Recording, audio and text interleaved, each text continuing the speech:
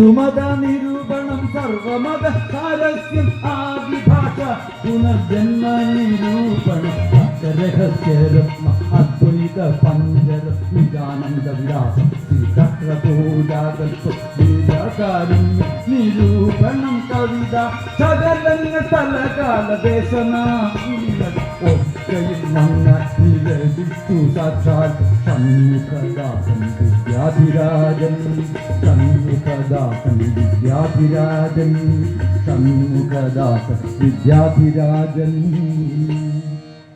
അങ്ങനെ എത്രയെത്ര ഉത്കൃഷ്ടമായ കൃതികളാണ് ആ മൗലികമായ തൂലികയിൽ നിന്ന് പുറത്തു വന്നത്.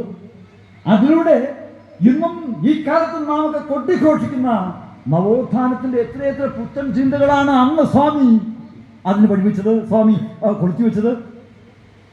കേരളത്തിലെ ആദ്യത്തെ സ്ത്രീപക്ഷ എഴുത്തുകാരനും ചട്ടമ്പി സ്വാമികളായിരുന്നു. വന്ധ്യഗാത്രികൾ എന്നാണ് സ്ത്രീകളെ അദ്ദേഹം വിശേഷിപ്പിച്ചിട്ടുള്ളത്. സ്ത്രീ സ്വാതന്ത്ര്യമർഹതി എന്ന് പറഞ്ഞ് സ്ത്രീകളെ അടിമയും അസ്വതന്ത്രയും ദാസിയും പുത്രോത്പാദനത്തിലുള്ള ഉപകരണമാക്കി മാറ്റുന്ന രീതി ധർമ്മവിരുദ്ധവും നീതികേടുമാണെന്ന് സ്വാമികൾ പറഞ്ഞു. സ്ത്രീ സ്വാതന്ത്ര്യമർഹതി എന്നോതി സ്ത്രീത്വ നിത്യം നിന്ദിച്ച കൂട്ടരെ കൂട്ടിലിട്ട കിളിയല്ല, ദാസിയല്ല, അടിമയല്ല, അസ്വതന്ത്രയല്ല, അഗ്നയുമല്ലവൾ.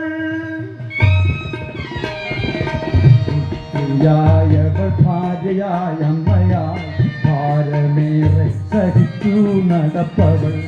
പുത്രിയായവൾ ഭാര്യയായ അമ്മയായി ഭാരമേറെ സഹിച്ചു നടപ്പവൾ. വന്ധ്യഗാത്രികൾ ത്രൈലോക്യ നായിക പന്തിയിൽ വിരാജിക്കുന്ന ദേവത.